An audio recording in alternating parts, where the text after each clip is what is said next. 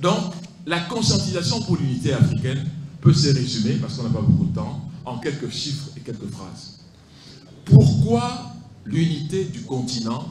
Pourquoi les États-Unis d'Afrique aujourd'hui?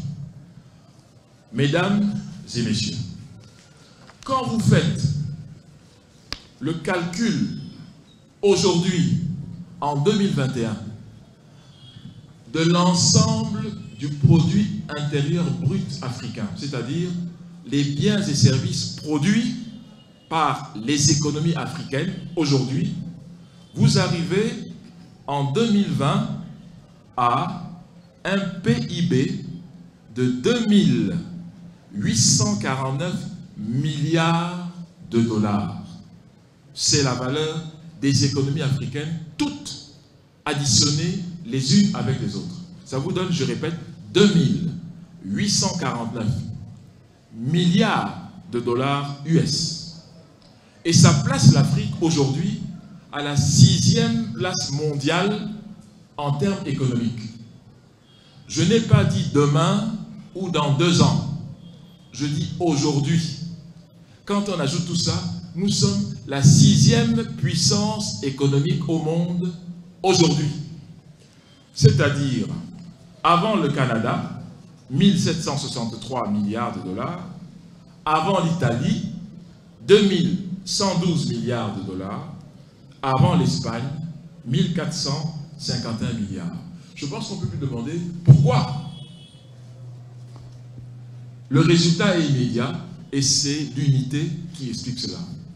Deuxième chiffre que je m'en vais vous donner, les forces armées de tous les États africains, officiels, je ne parle pas des guérillas, parce qu'on ne les compte pas. Ce n'est pas une utilisation légale de la force que celle des guérillas.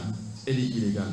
Mais les forces armées légales, parce que la définition d'un État, c'est l'utilisation légale de la violence. Donc ces forces armées sont légales. Aujourd'hui, quand on ajoute toutes les forces armées, nous avons 5 millions de soldats à disposition.